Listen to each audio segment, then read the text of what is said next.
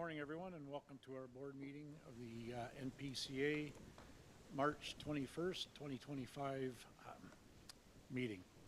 So at this time, I'll have the clerk do the roll call.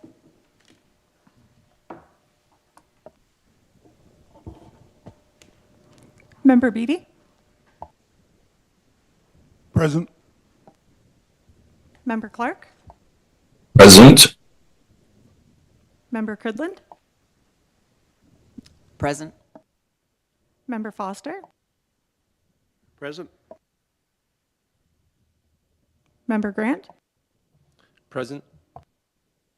Chair Metcalf? Present. Member O'Neill?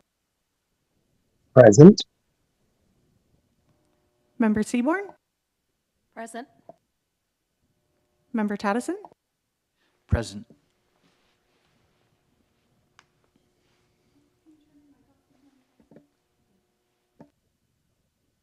Member Witteveen? All right, and that is quorum. Carry on, Chair. Thank you, clerk.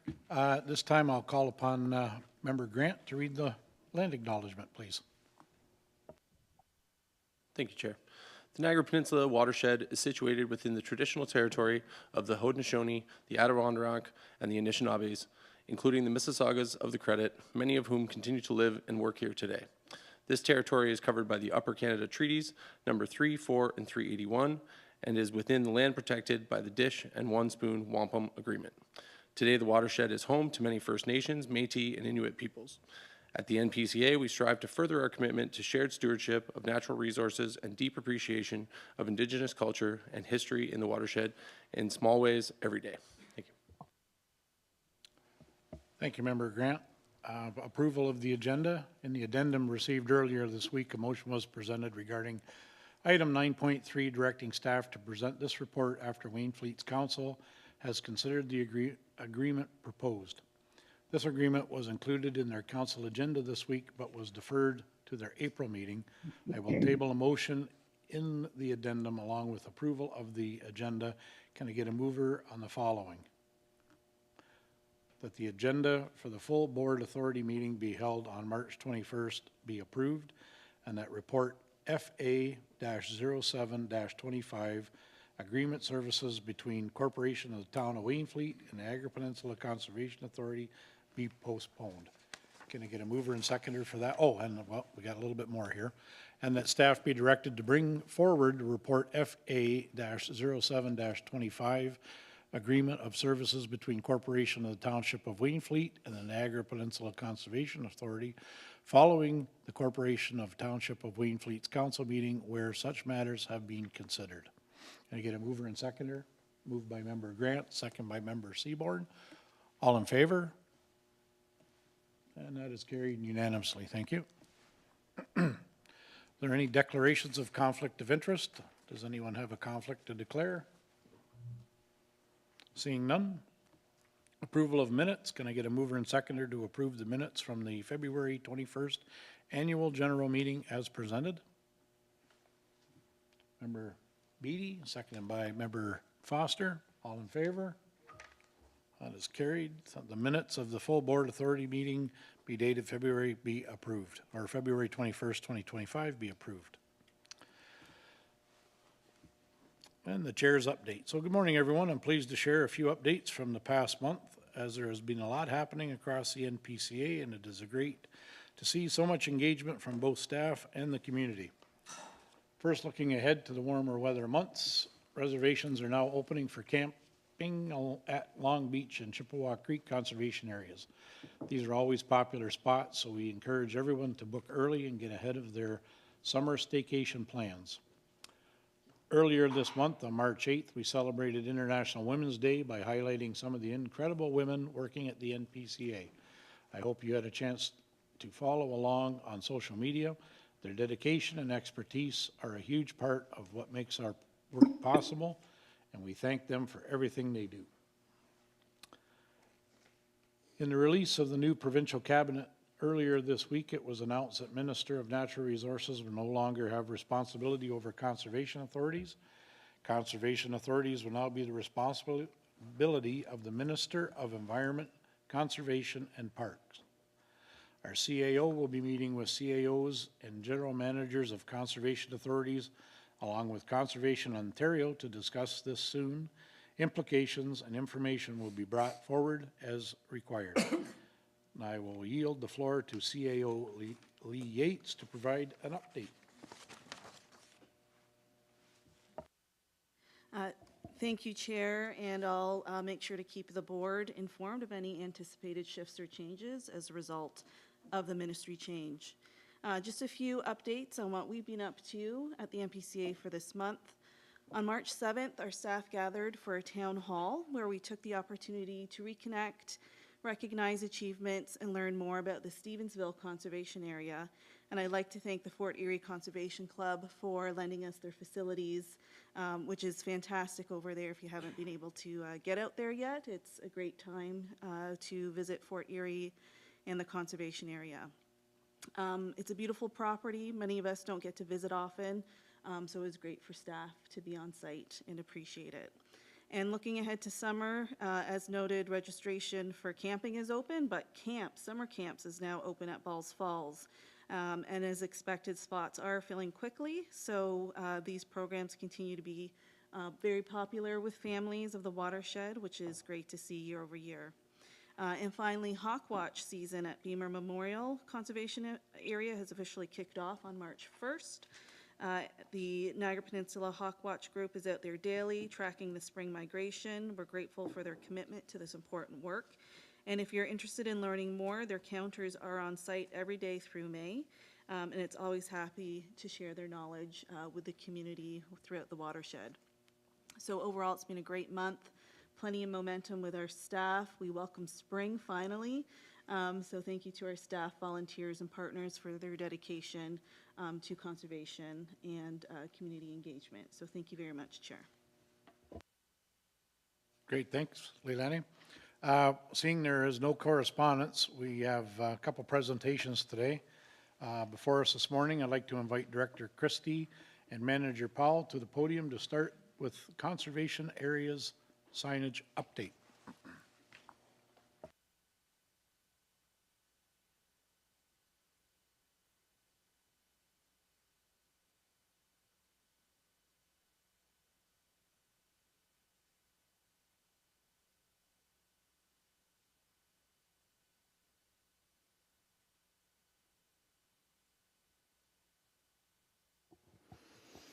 Good morning, everybody. Really excited today to talk about park signage and some of the improvements we're looking to do at some of our conservation areas. With me today is my colleague, Alicia Powell, that are going to take you along this journey. So without further ado, we can start, Alicia. So today I kind of want to just review a few things. One, we're going to just introduce the project, go over kind of the strategic goals, really the why we're doing it, the rationale, the signage project overview, and then get into the actual examples and being able to show everybody where we're at today, and then next steps and questions. So a big refresher on kind of why are we doing this? What's the reason for it? One, through our NPCA strategic plan, and the connecting people to nature, we really want to look at improving the services and experience at our NPCA properties. Specifically in the strategic plan, talks about our facilities, buildings, trail maps, but also the wayfinding, which is a big part of this project. We also want to proactively seek opportunities to enhance trail connections with active transportation routes. For those that, as a refresher, over the last 3 years, we've made an effort to improve a lot of our passive conservation areas.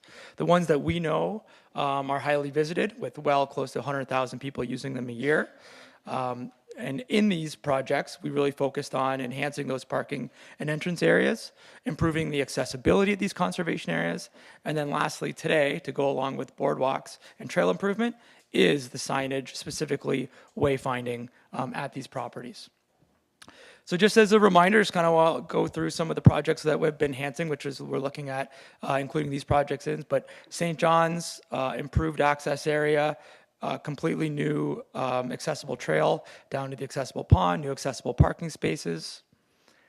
And then as well, heading to Cave Springs, where we put in a brand new access area, along with improving the accessible trail and accessible spaces within the access area. And then finally, Rockway. This was a big project that was just completed about a year and a half ago that included 45 spaces with the purchase of the property, accessible upgrades, and trail improvement as well.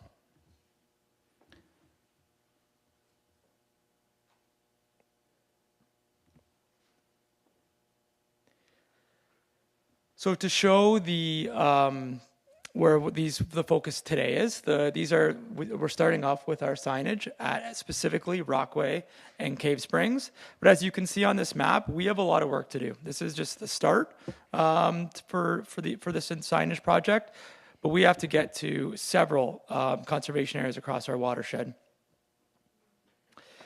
When we started this project, before we do, I really want to give a shout out to, this could not be done without our funding partners. So I want to give a shout out to the big project, the Canadian Community Revitalization Fund. This was a federal grant we received to support these improvements to all of these conservation areas that I just showed you. I want to give the Niagara region and their public realm stream supported certainly the Rockway specific signage for this for that project. And then as well, of course, our own foundation, who's been a major contributor and supporter of this project, as well as the NPCA's capital funding. Before we started this project, it was important to hear from our stakeholders, the important ones that are close to each of these sites. Some are different, some are the same. But for example, for this project, Town of Lincoln was on board right away and really made sure we spoke with them and they understood, and they've been extremely supportive of all of the projects we've done within the Town of Lincoln.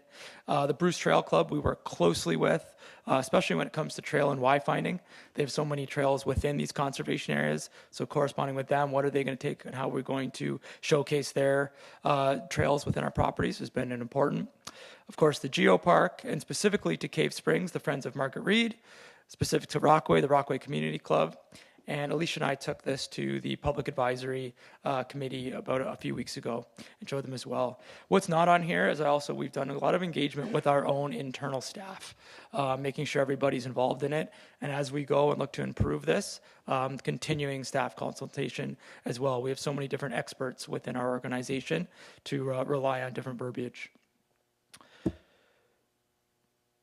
So without further ado, I'm going to pass this over to my colleague Alicia Powell to talk specific about the actual signs. Awesome. Thank you very much, Adam. I'm really excited to be here to share a little bit about our project and enhancing our signage and interpretation across our properties. This really lays the groundwork for the way that we're going to interpret and share information about our parks for years to come.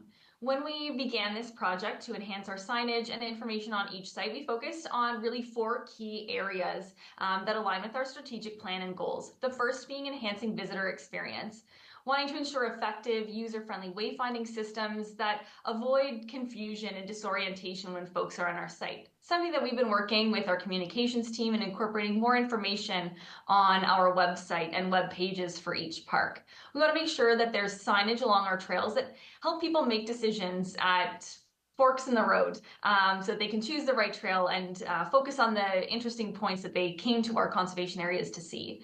And to develop an interpretive program that engages visitors through their really captivating and interesting narratives and stories that are deeply connected to our conservation areas and what makes them special. Of course, we want to share those engaging narratives thoughtfully, professionally, and really communicate the values and brand of the NPCA and our partners.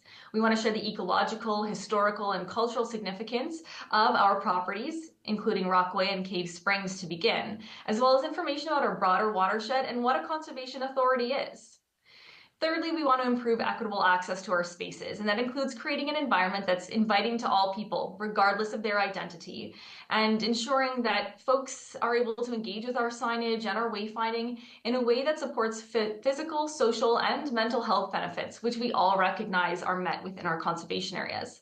And lastly, of course, we want to reduce environmental impact. So considering the sustainability and longevity of such investments in our parks, considering the design and material selection for signage is also important. And so in beginning this project, we wanted to work with a design firm that was representative of our ideas and our desires and outcomes of this project, and someone who had experience working with not-for-profits and publicly funded sites and preferably other conservation authorities. And so we selected through our process to work with Cygnus, a very well regarded and respected signage and design wayfinding firm that is engaged in other signage projects across Ontario and across other conservation authorities that came highly recommended when we sought out proponents for this project. We set ahead a project scope that began with developing an interpretive program framework. So Cygnus designers and staff really helped us to engage with community, engage with stakeholders and partners, as Adam had mentioned, and identify key themes, goals, key messages, and the audience that would be engaging with our interpretive signage in the parks. Then, in working with our teams and staff teams here at the NPCA, they put together a thematic design package, taking great consideration on the location for each sign, the planning for it, the language and interpretation on that theme design, and ultimately they delivered a design development package. Oops, I don't know if, are you still able to see the screen? Yeah, you're good. Awesome.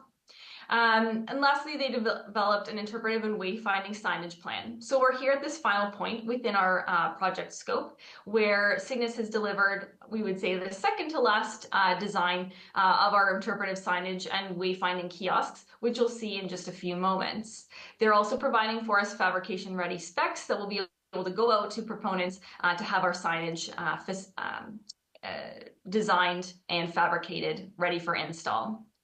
In terms of our design approach and engagement with NPCA staff, as you can see, our beautiful brand guidelines are prepared by our communications team, including Rob Petrullo, our multimedia specialist, was incorporated into our design approach with Cygnus and in our thematic design package. We wanted to ensure collaboration and incorporate NPCA staff and the creative leadership in determining what our signs would look like so that we're on brand, our signage looks the same across all parks and matches with our website and corporate approach. Of course, we utilize a fresh design approach. You can see our beautiful brand guidelines and our photos there. We brought together staff and members of the Cygnus team with significant signage expertise. In fact, some of the samples that you'll see today were preliminarily designed by NPCA staff. But of course, this large project and undertaking isn't complete without many different staff across our team here at the NPCA, including our communications team at large, our GIS team, staff across conservation areas and corporate services coming together to put together a phenomenal project. And of course, all of this will have future impact in that our designs are meant to be in our parks and last and stay there for many years to come. I just brought this sign together for you to see how Cygnus incorporated our secondary theme colors and brand colors within our NPCA suite. And now I'll take you through our interpretive signage themes and design intent. As you can see, we've incorporated a number of different thematic colors in our interpretive signage. These signs are going to be displayed along our trails as folks are making their way through at significant access points and focal points along the trails. We've color-coded the themes of each sign. Indigenous histories and cultural interpretation will be delivered in a purple theme color, historical signage in that beautiful burgundy, geology in that rust or bronze color, speaking to nature and ecology in blue, and of course our ecological sustainability and impacts on the land will be demonstrated in green.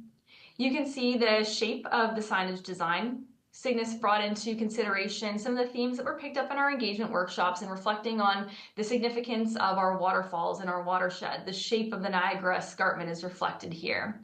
You can see that we've intentionally indicated each site or the name of the conservation area vertically along the sign. And underneath the panel is an important photo or underlay representative of that conservation area.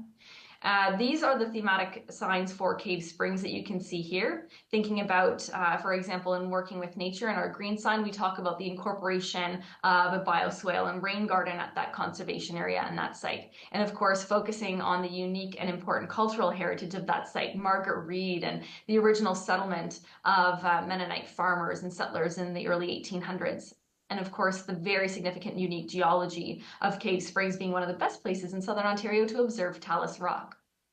As Adam mentioned, accessibility is central to us in the design and in implementation of our signage plan. You can see that working with Cygnus, they wanted to develop signage, physical signage that will be in site and in situ that's accessible and visible to all visitors regardless of age and ability. And we can see that demonstrated here and what it'll look like on its profile view as well when you're standing beside it. This is an image that shows what it'll look like in situ. So Cygnus put this together for us and showed us what our signs will look like right there at Rockaway Conservation Area. So you can see how they'll be interpreted and planted into the site. So we see here our themes for Cave Spring. And our next slide shows where we've been working with Cygnus to determine where our conservation area interpretive signage is going to go. All of these speaking to, for example, the presence of the ice cave, our interpretive map and kiosk sign, as well as interpretation of the cultural heritage and history, for example, Margaret Reed's old home on the property. Next, we have our Rockaway Conservation Area signage. And at Rockaway, we're showcasing the natural wonders and the slice through time, thinking about the unique geology of the site. And so this just gives you an idea of what that will look like on site, as well as focusing on the wonderful low impact development that took place at the Rockaway Conservation Area's parking lot. So you can see we're speaking about the permeable pavers there. Lastly, I wanted to take you through the images that showcase our trailhead signage. These are kiosks that were going to be implemented at each of our conservation areas for many years to come, the first of which has already been installed at Binbrook Conservation Area and designed by our team between conservation areas and communications by Rob Petrullo over in comms. We can see our floor panel kiosk sign here shown across different directions, as well as that overhang or roofing that comes over ahead of our signage and our trailhead kiosk. You can see how it'll be accessible and read and interpreted by folks of different age, height, and ability. I wanted to showcase the types of themes and the types of information that are showcased on our trailhead kiosks. Each kiosk, as folks are entering the parking lot or entering into the trail, will be greeted with an opening description of the conservation area, as well as a beautiful map with descriptions of the trail's lengths and difficulty level on the signage panel as well. Secondarily, they'll see a description of the site, some things to look out for along the trail, information that makes Rockaway and Cave Springs unique, as well as important information, including our park rules and regulations. On the backhand panels, as folks are exiting the park or exiting past that kiosk sign, you'll see a map of our watershed indicating where the individual is located, what conservation area, highlighting some of the key stops that they can make while they're touring Niagara or traveling from CA to CA. And lastly, and very importantly, tying into our watershed-based approach and NPCA focus, we'll be speaking, of course, about our Nature Plus Pass and becoming a member of the Niagara Peninsula Conservation Authority and possessing that pass to visit and enjoy more of our parks. And very importantly, more information about how folks can get involved and be good stewards of the land and engage at the Niagara Peninsula Conservation Foundation. You'll notice our funders' images and logos are included on these signs, as well as a number of QR codes that link out to the NPCA website, and in the case of the NPCF, to that website as well for more information. This is an example of the signage for Cave Springs as well, very similar to that. And our goal is that each of the kiosk signs are similar but different, highlighting the key aspects of that unique property and conservation area, as well as standard format and design, and highlighting our entire watershed and what the NPCA and conservation authorities do. So as we move to next steps in finalizing these projects, we've been these projects, specifically Rockaway and Cave Springs alone, were massive projects that we were really excited about from improving the access. By far the most challenging has been this signage project, just because it's so important that we get the branding and everything to a place that we're so happy with, so we can start moving these along to all our other conservation areas. So as we move on to next steps, we're going to finalize Rockaway and Cave Springs signage and fabricate and install them this summer. We're continuing to work with our land management team to create conservation area management plans at all of our conservation areas that will incorporate signage as these projects move along. Indigenous interpretation of our conservation areas to support those theme signs that Alicia alluded to. ongoing engagement with our important stakeholders, making sure everybody's well represented at these conservation areas through all of our signage. The enhancement of additional conservation areas, we want to look at ways every year that we can improve some of our conservation areas. And then the big one, these signs, just like everything, nothing's cheap. Everything's expensive. Continuing to seek out funding opportunities and really working and continuing to be closely with our foundation to supporting these initiatives. So happy to take, Alicia and I are happy to take any questions about the signage. Great, thank you, Adam and Alicia, on the very insightful presentation this morning on the signage. Are there any questions for Adam or Alicia? Member Foster. Thank you, and thank you both Alicia and Adam for showing us all this morning. We have within our watershed and the work that you guys are doing with the differing land areas, we have a lot of indirect trails that are coming off of things. Like I'm thinking now of what we have going on coming down out of Balls Falls, that's coming down through that new bridge and through the new park, and then coming along with the trail and stuff like that we've got there. This is all expensive, so I understand, and you know, Rome wasn't built in a day, but is there some thought in the future of expanding some of the signage into some of those areas just to help out as well? Or, you know, is the municipality of Lincoln interested in, you know, joining with what it is that we're doing to try and help with some of the signage as well? Yeah, thank you for your question, Member Foster, and you're bang on with what we're trying to do. The project specifically you alluded to is the, you know, we've been working closely with the town of Lincoln, the Natural Heritage Trust on that Balls Falls / Ellis property merging and the new park there. So continuing to make sure that, you know, and with that new bridge, one of the things we were part of is making sure that trail stayed underneath and keeping it. So making sure we have our wayfinding signage continuing through those areas is extremely important, something we're looking to do. The other thing just I would like to add is that part of this project is of the signage is updating our actual trail systems itself. We have a lot of unofficial or man-made trails that we're trying to eliminate to improve our ecological base at these properties.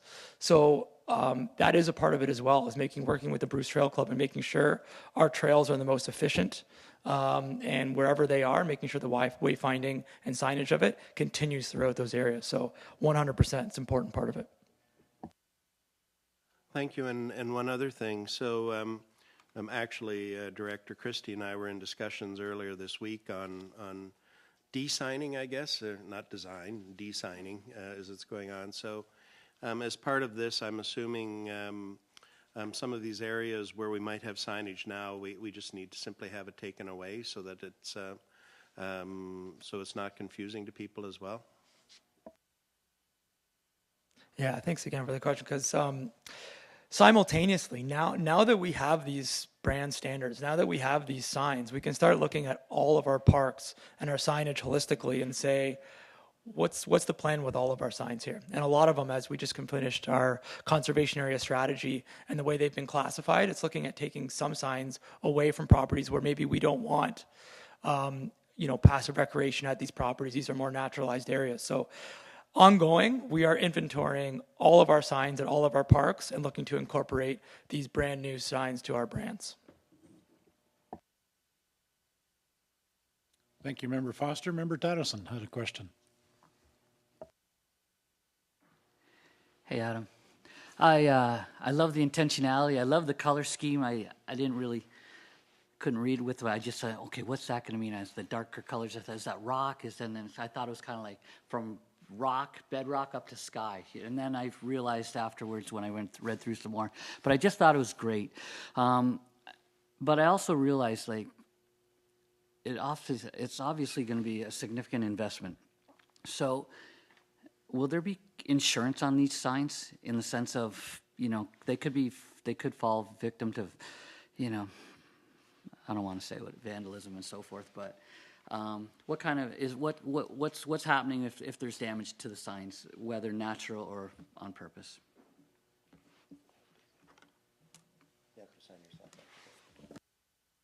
Yeah, thanks for the question, Member Taz. And so this is one of the thing where I was very concerned about as well, because if we're gonna, these signs are so beautiful to me. The last thing I want to see is them vandalize and destroy. That's going to hurt. So two things. One, when working with our consultant, going back and forth with them on what materials and what use these signs are was something major for us. Originally, the pedestals for these signs were wooden. I was emphatic in making sure, no, these need to be aluminum or metal. So those are one thing, is working with the actual materials of the sign. They're supposed to be as vandalism proof as possible. I'm not naive to think that they can't be vandalized, but at least if they are to a degree, we should be able to clean them or fix them or replace them. But then also if it's, they could be destroyed. Anybody can destroy anything. We have insurance for all of our conservation areas through different things. So I'm sure this would be covered, just like anything else we would have at our parks. But this is something that as we choose the materials and the fabrication side of things, that we will be paying close attention to. Thanks, Adam. I'm really excited about that and maybe bringing some more signage to the Bimbrook area. Member Foster, another question? So just that kind of triggered me to another question on that. At Rotary Park in Beamsville, I'm sure Alicia's been down looking at that as she's been going through and reviewing some of this. The materials that were used there were supposedly where things are going with these signs. I mean, so if nothing else, again, I would do an outreach with the town of Lincoln on that. The types of plastics and the types of metals and stuff they were using, I think it was quite good. So anyway, just as a thought with that, thank you. Yeah, no, I appreciate that. And the other thing we want to think of, especially with our trailhead sign, sometimes things change. So being able to use materials and ways that we can add things or things in the future, I think are something we wanted to look at as well. So we obviously, Alicia and I work closely with the town of Lincoln regularly. So we'll make sure we include that in one of our update meetings. Great. And Member Goodwin has a question. Thank you, through you, Chair. And again, a lot of excitement about seeing this come to this point. So thank you to everybody involved in this.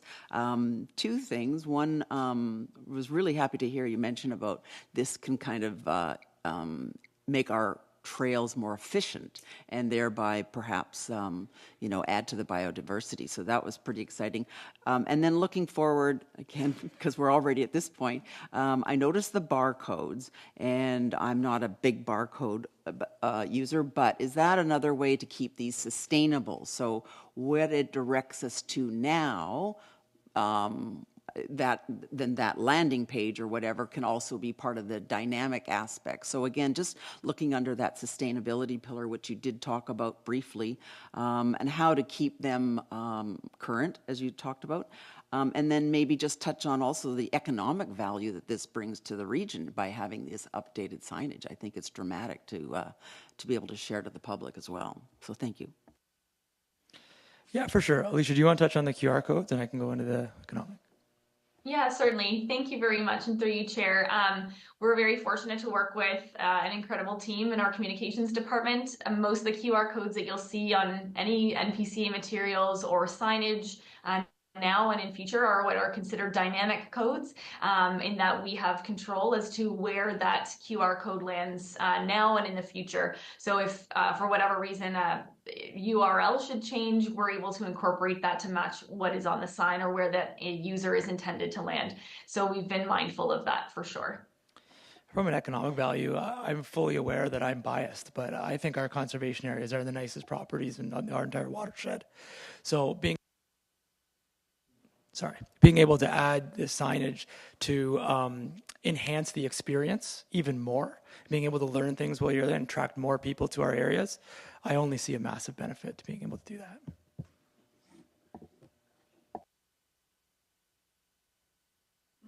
Thank you again. Just a quick comment back to the QR codes then. So could audio be added to the back of that QR code eventually if there was an interest in doing that with other community groups? Or I'm just thinking like listening for birds or having a walk as they go through the conservation park? Thanks.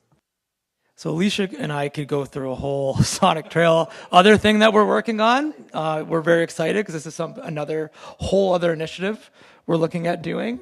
Alicia, do you want to give a little teaser or? Yes, certainly. Thank you very much for the question through you, Chair. We are really excited to work with a number of different partners to enhance our properties, including some partners are associated with each of our parks so far, Cave Springs and Rockaway. Currently at Balls Falls, we have the Balls Falls Sonic Trail that was curated and produced as part of our Reawakening event that we've held over the past 3 years in partnership with the Niagara Folk Arts Festival, as well as Kekikalenics Indigenous Consulting. And we do have an accessible Sonic Trail for folks to experience through your podcast streaming service, including Spotify and a number of different free podcast streaming. We're working on incorporating that into more properties as well in seasons to come, so we're really excited about that, as well as partnering through the Niagara Geopark and the APGO and McMaster University. You can engage in at about 6 different properties across the Conservation Authority's watershed with geohikes. And those are narrated story maps with an interpreter that speaks to you. Once you scan the QR code, you access the story walk and are able to interpret focal points along NPCA trails at Balls Falls, Rockaway, Morgan's Point, for example, and the Wainfleet Wetlands, which is really exciting. Through our signs here that you've seen, our kiosk signs and interpretive signs, there's certainly the capacity to do that utilizing QR codes and that dynamic coding to arrive back at a particular landing page, whether that be the NPCA website or an APGO geohike, for example. Thank you for allowing us to promote that. Great. Are there any more questions for Adam and Alicia? Seeing none, thanks Adam, Alicia again. Great to see the continuity and the professionalism in the signs. It'll just raise the level of the Niagara Peninsula Conservation Authority again with our branding and our signage and getting the message out there. So great work and good to hear that. I know that when I traveled to England and Westminster Abbey, you pick up a headset and you walk through, and I think that's an exciting adventure to come. So thanks the pair of you for working on that as well. Okay, so we have a motion that the presentation regarding the conservation area signage update be received. Could I have a mover and seconder to get that on the floor? Moved by member Grant, second by member Beatty. All in favor? And that is carried unanimously. Thank you.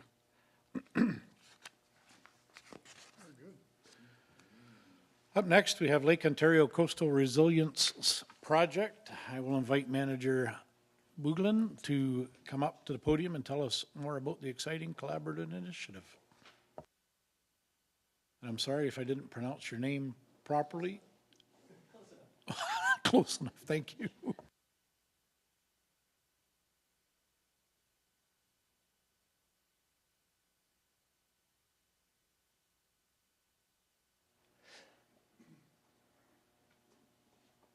So thank you for having me. I'm Brendan Bagellin, here to talk about the Lake Ontario Coastal Resilience Pilot Project. Next slide, please.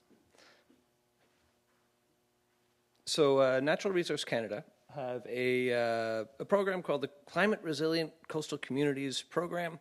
This program funds a wide range of work in Canada, from studies to implementation, and it's meant to increase the resiliency of shoreline communities to the climate risks. Previous iterations of the program only included ocean coasts, but in 2023 they expanded the program to include Great Lakes shorelines as well. There's a typo here, sorry. It's $41 million over 5 years for this whole program. Next slide, please. So as part of that program, Conservation Ontario received funding for an umbrella project called Adapting the Coastal Hazards Across the Great Lakes. So this larger project has 3 pilot sites on 3 different lakes you can see there. Interestingly, they're all at different stages. So there's the project on Lake Superior is really at the beginning stages. They have not really assessed their climate risks or their shoreline risks much at all. They're in the very early stages. At the opposite end, Lake Huron, they've done a lot of work. They really well understand their risks. They know what the hazards are, what is at risk. They have done a lot of work to figure out what the right adaptations are and how they want to solve them, and now they're at the implementation phase. And then we in Lake Ontario here for our part of this project are somewhere in the middle. We've done some work to understand our hazards. In some areas they're well known, in others not so much. We don't have a good handle. We've never looked at climate change yet on the shoreline, and we don't know what the right mitigations are. So we're in the middle of the 3 projects. So the larger project for the Coastal Ontario project is a total of $3.1 million. And our particular Lake Ontario project is $1.5 million over the next 3-ish years. Next slide, please. So the geographic context of this project, it spans from the Niagara River and Niagara Lake right through Joshua's Creek between Oakville and Mississauga. It excludes Hamilton Harbor.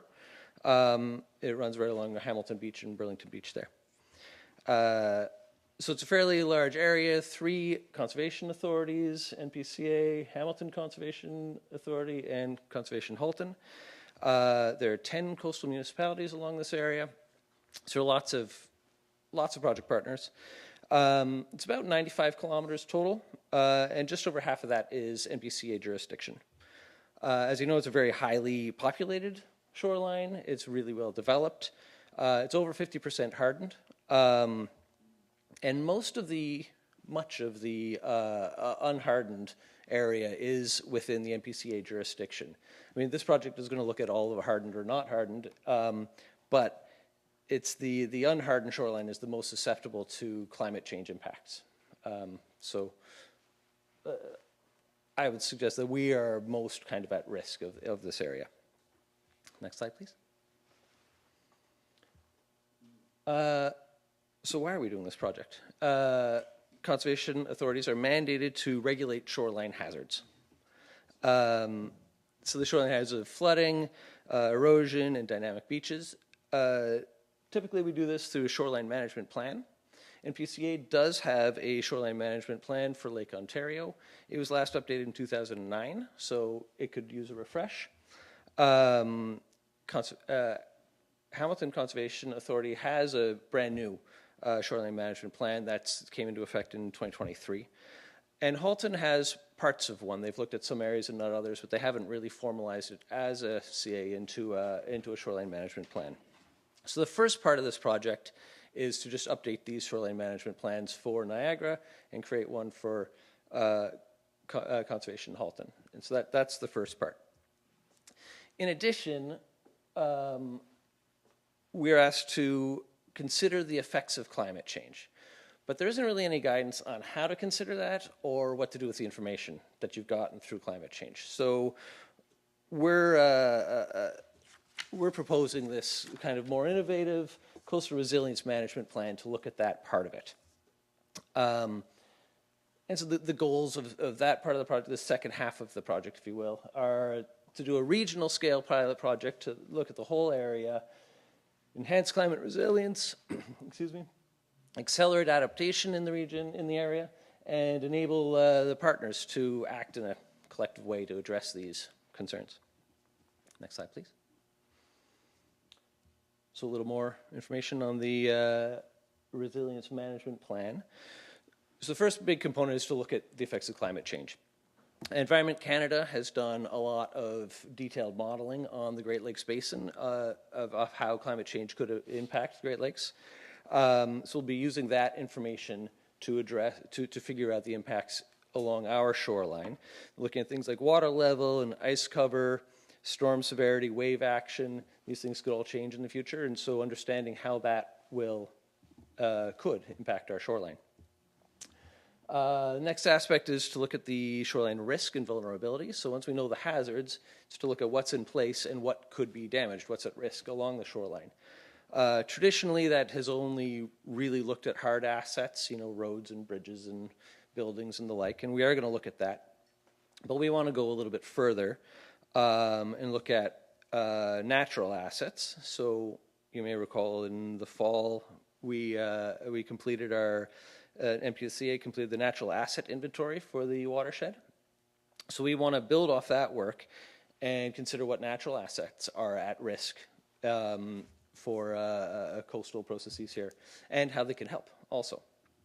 And another kind of innovation here, we want to look at the socioeconomic impact of shoreline risks, particularly with respect to marginalized communities. So then there are components to the resiliency plan are to look at the long-term visions and goals for the shoreline for all the partners. We want to look at risk mitigation strategies. So this can include hardening and building more break walls, but it could also be things like planned retreat, just move away from the shoreline and let it do what it's going to do, or nature-based solutions. We want to look at the whole suite of possible options because different things will be more appropriate in different areas. We want to look at a few detailed case studies, so some particular properties where erosion is a big problem or whatever, and look at a variety of options, cost them out, and do pluses and pros and cons for different solutions in different areas. And then come up with, and some policy options that municipalities can use to mitigate climate risks. And we want to look at guidelines for some long-term monitoring plans. So are these risks materializing? Are the adaptations effective and things of that nature? Next slide, please. So as you know, collaboration is key to success on these kinds of things. We have a lot of project partners. We're obviously going to work closely with Conservation Ontario and the other 2 pilot projects as we move forward for lessons learned and understand how to best accomplish these things. NPCA is leading this project, the Lake Ontario project, but we're going to work very closely with Conservation Halton and Hamilton Conservation Authority. They're going to help us frame and direct the project. We're working with the Great Lakes and St. Lawrence Cities Initiative to help engage and steer the project. And we're working with Brock University and the Global Center for Climate Change and Transboundary Waters. They're helping with that socioeconomic piece that we talked about. They're going to do some research into how we can include that effectively into the project. Plus, obviously, there are the 10 coastal municipalities. We have Indigenous partners, and there are other interesting parties that we will be engaging more fully with as the project moves forward and we develop our engagement plan. Next slide, please. So the project schedule. Conservation Ontario, the larger project was announced and launched at the Roma conference in January. Then NPCA, Conservation Ontario, Hamilton Conservation Authority, and Conservation Halton we're planning an event announcement to launch this project. It's tentatively scheduled for April 8th, and with the federal government potential election, that may change. We'll see. We'll follow by email. We intend to launch a tender package for this in the next month or so, and then have the consultant fully engaged and working by this summer is the plan, and then we'll wrap up the whole project 2 summers from now in 2027. And then, of course, a key part of the project is the engagement that we'll be doing throughout the duration of the project. And I welcome any questions you have about this project. Thanks, Brendan. Are there any questions for Brendan? Member Foster. Yeah, thanks, Brendan, for the presentation. A couple of the pictures that you had in there, one I recognized for sure on the road that was falling away. This is probably more of a statement than a question, but I think we as human beings are idiots, and the reason is, and that I'm going to be ruled out of order by the chair. But you take a look at the pictures that you have there, and the fact that we've got grass that's running down to the lakeshore. I mean, there's this thing called erosion that comes into play that's going to happen. I mean, so I'm kind of heartened by your conversation saying, you know, maybe we need to be rethinking what's going along within these areas, because going and putting up big concrete barriers along the thing, I'm not sure is the solution of choice that we need to be doing with some of this. So I guess with the project itself, like, you know, what's it going to come back with? Like, is it going to be a full suite of things that we're going to have to do with each individual area once it's been studied? Thank you for your question, and through your chair. I envisage actually 3 kind of levels of mitigation discussion. The first is the whole range of what can be done on shorelines generally. So not site-specific, but from, as I say, planned retreat. Just move away from the shoreline through more natural options, policy options, low-impact kind of development, all the way through break walls and sheet pile. They have a place in some areas. So yes, when I look at the whole, generally the full range. Then I'd like to look kind of reach by reach along the project. What could be more, what types of things are more appropriate in this area? What types of things are more appropriate in that area? As I say, sheet pile might be appropriate along a shipping canal, for example, if we had one. But there are other options that are much more appropriate in other areas. So we want to look reach by reach, and there are ecological contexts also, and then focused in even more, we want to look at a handful of pilot project sites. So approach our partners, and if municipalities or whomever have individual properties that they're particularly concerned about, then look at in great detail. In this place, we'll look at these 3 options and look at pros and cons. And again, I'll want the range of hard to soft, if you will, options, and why, you know, pluses and minuses, including the cost in those individual areas. So yes, I want to look at a whole suite of options, and in kind of focusing in on particular areas. We can't look at every spot, obviously, but. Yeah, so just as a follow-up too with the, and I'm glad, like I'm looking at the areas that are involved. I have a cottage up at Point Clark up on Lake Huron. And I know for a fact that there's been lots of work done in and through that area, amazing work. You know, and if we get to that stage with this, I'm going to be extremely pleased. But again, it's been a series of things based on what we're running up against with geography and everything else that's going on with it. So anyway, a great project. I'm very happy where we're going with this. Member Cridland. Thank you through you, Chair, and thank you for the presentation. It looks like an awful lot of big work ahead.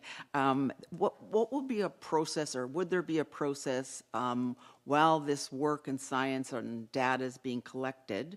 We will still be living live in events, very active events, and so is there going to be some way to I guess pull off early wins if there was such a thing? You know, contractors bid on these things that are live, and landowners are in urgent need of repairs, and this work could help inform it. And where along the process could someone tap into early knowledge, early data? So again, that's more event driven, but if the process allows for, you know, this information is where we're at now, and there's a way to release that information that can help landowners when events happen, because they will. That's a thought to maybe consider. And then the other one is I live on Lake Erie. So is there a process that will be considered? And again, not your project. It's very clear that this is the location that's been identified. But again, the learnings are they will not be site-specific to Lake Erie. That's quite understood. But again, sharing information that could help whatever is going to be happening event-wise while this good work progresses. So very general on a process type of question. Thank you. Yes, thank you for the question. Through you, Chair. The first part of the question is an interesting one. And I haven't, to be honest, given that too much thought yet on the early wins and what we can share. I'm sure we will as we develop our engagement plan and we work with our partners, and as we learn things, we certainly won't keep anything to ourselves. We'll share anything that comes out of it. Much of the work is the risk assessment part. So it's less of the response. This project isn't going to actually implement any of the corrective actions or the adaptations. So a lot of this is really understanding what are our risks in a changing climate. But absolutely, that's something to keep in mind. In terms of the Lake Erie work, you're right that it's not part of the scope of this project. Anything we learn that can be shared, we will. But also, we are very interested in doing a similar type project on Lake Erie. We've had some conversations with some of the municipalities and with Ontario and other funding groups to look for funding to do a similar kind of thing on Lake Erie. So it is something, yes, we're very interested in pursuing, I would say. Are there any more questions for Brendan?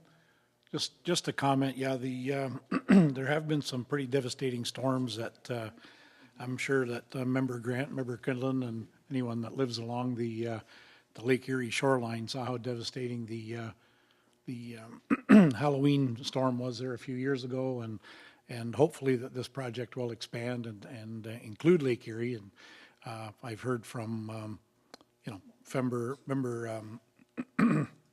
councilors from Essex right down to Fort Erie that Lake Erie is kind of unique when the winds start to blow, and the type of lake it is being so shallow. So hopefully we can move on and gain some knowledge and fix some problems. So thanks, Brendan.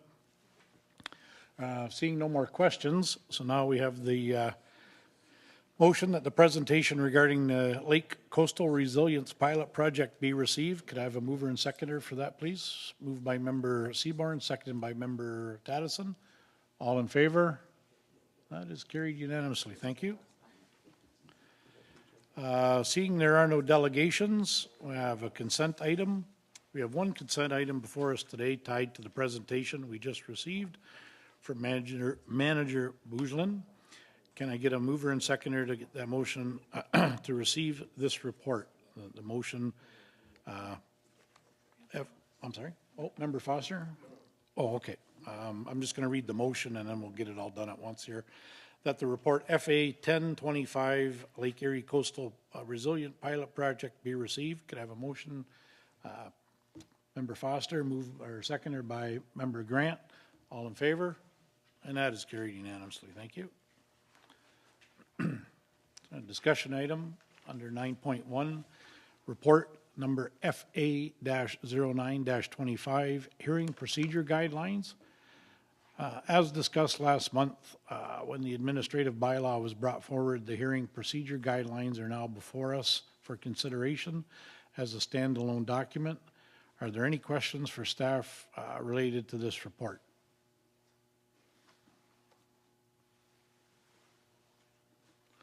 Okay, seeing none, so that report FA-09-25 hearing procedure guidelines be received, and that the hearing procedure guidelines as amended be approved, and that staff be directed to make the hearing procedure guidelines publicly available on the NPCA's webpage, and that the staff be directed to coordinate an education session for NPCA's Board of Directors regarding hearing procedures to be scheduled at the call of the chair. Can I have a mover and seconder to get that on the floor? Moved by Member Grant, second by Member Beatty.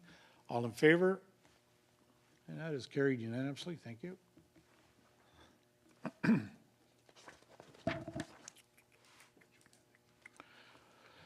And under item 9.2, report FA 0625, agreement of service between the corporation and the City of St. Catharines and Niagara Peninsula Conservation Authority. The agreement presented in this report focuses on providing services through our Trees for All program with the City of St. Catharines. Are there any questions for staff regarding the recommendations before us?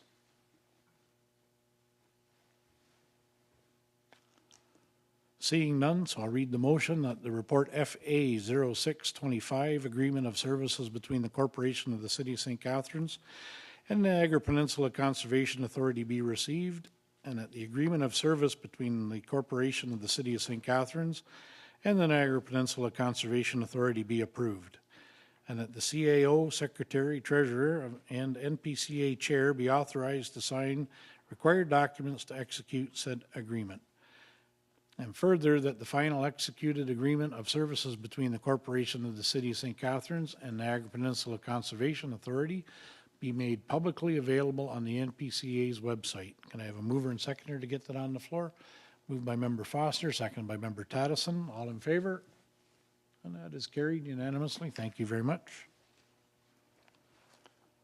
We have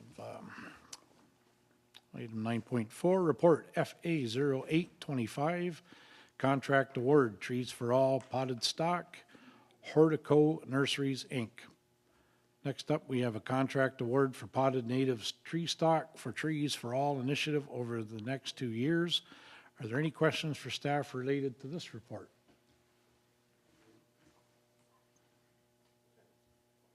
Oh, okay. So I'll read the motion that report FA 0825, contract award, Trees for All potted stock be received, and that a contract awarded to Hortico Nurseries, Inc. in the amount of $400,578 plus non-recoverable HST be approved, and further that the staff be authorized to execute all necessary documents to award the contract. Could I have a mover and seconder to get that on the floor?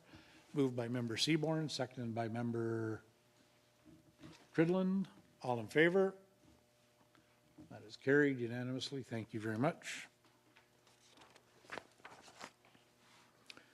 Item 9.5, report FA 12-25, single source procurement for natural asset assessment of Lake Ontario shoreline, Green Analytics, Inc. We invite Director Green to speak briefly to this report, please. Thank you. Through you, Chair. This report today is for approval of single source procurement of services from Green Analytics to complete a natural asset inventory and valuation of the Lake Ontario shoreline as part of a key deliverable of the Lake Ontario Coastal Resilience Pilot Project, which you just heard about earlier today. As you know, we recently completed the watershed-wide natural asset assessment and analysis. I do have some handouts today if anybody's interested in the summary report. They're on the table over there and around the room. That report was very well received by the Board of Directors, by our Public Advisory Committee, municipal partners, and a lot of other local groups, as well as gaining some national attention quite recently. However, I do want to note, and it was noted in the report, that there have been some identified data gaps following the completion of that report. For example, the exclusion of the Great Lakes shorelines at the time. The inventory and assessment of the Great Lakes shorelines were not included in the watershed-wide assessment. There is currently a need to fill that data gap on the Lake Ontario side as part of this pilot project, and we want to ensure the compatibility of this new information that will be drawn for Lake Ontario to be compatible with what we've created already with a watershed-wide natural asset assessment and analysis. We are also aiming to complete this work while maximizing the federal funding that has been allocated for the 2024-2025 year. The previous contract with Green Analytics was completed through a competitive RFP process, and through that process we did recognize that this work is very unique, it is very innovative, and they were a top proponent at that time as well. So that is the staff recommending the single source procurement for this work. Thanks, Director Green. Are there any questions? Member Townsend? So just looking at the financial implications and so forth, it says that the total value was going to be $44,769 and so forth, with a 10% contingency. So I'm trying to understand, this is all federally funded from, and we have that money sitting already in reserve somewhere? Oh, Yes, thank you. Through you, Chair, to Member Tattison. Yes, that money has been budgeted and is allocated as part of the Lake Ontario Coastal Resilience Project. okay, so this might be a little bit off, but I did send it to Lisa beforehand. So can I just ask, when they did when Green Analytics completed the watershed natural asset analysis and valuation, what was the value of that contract and the contingency provided? Thank you. Through you, Chair, to Member Tattison. The total value of that first project was $82,871, including a 15% contingency and non-recoverable HST.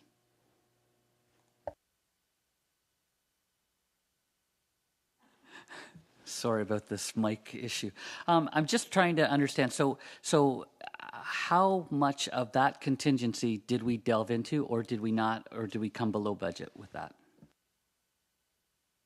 So the original project was under budget. The total final cost for the original project was $79,049, and we used 36% of the contingency at that time. Okay, thanks. And then what happens with the extra amount of money from the contingency fund? Where does that stay in reserves, or how's that utilized? I'll defer that question to Lise. Thank you. Through you, Chair Metcalf. So any unused portion of a contingency is not, it's a provision only, so that we have effectively a maximum upset limit. And if we don't utilize it, it's not like the dollars are there. We have the flexibility to use that provision or not.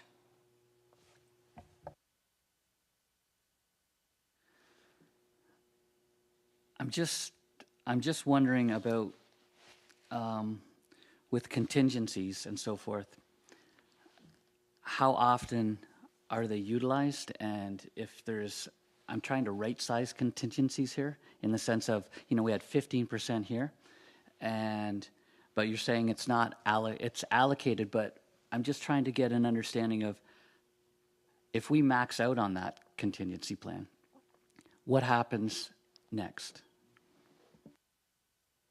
Thank you. Through you, Chair. In project management, the best practice is typically to have a 10% contingency included in your budget envelope. You may use it, you may not use it. You should never exceed your project budget. So if you get to a point, and that's why project manager is very important and where Brendan will come into play here, you need to control what the work is being done. And if there's a change order, we do have a process in place to put that through approvals. If there isn't a budget for it, then it will not go through unless you have additional funding. So what we've noted here is the amount that is available to the project in case there are some unknown unknowns or something that comes up in the project that needs to be done, that it can be drawn from. In my past experience in project management, the contingency is there as a fail-safe, and it is not always used, and it is not necessarily, doesn't have to be used. It is there to ensure that you have the amount of funding available to get the work done appropriately. Thank you. No more questions. Thanks. Member Foster? So just, I'm going to follow up on Member Tattison's with this, and just so there's no misunderstanding from anyone within this. So if you have to dive into a contingency, with, by the way, is what it's intended to do, not, it's not some magical dollar figure sitting out there that we got to rob and start making use of, right? Do you guys actually report back on that as part of the projects when we're dealing with this? Through you, Chair.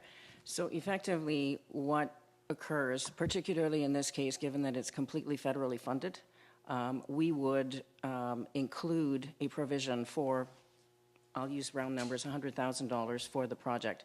If the project comes in at $80,000, of course, we report back to the funder and/or the board, if it's internally funded, the exact amount of the project at the end of the day, and the unexpended contingency would either go back into the project and be reassigned or reallocated once the project was complete, so that we have that cushion or that fail-safe, as Director Green mentioned, and then we can reassign resources once the project is complete.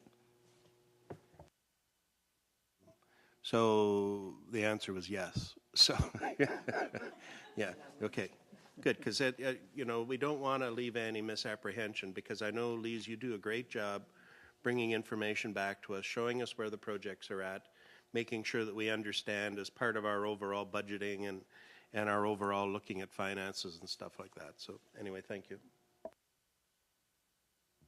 Great. Are there any more questions?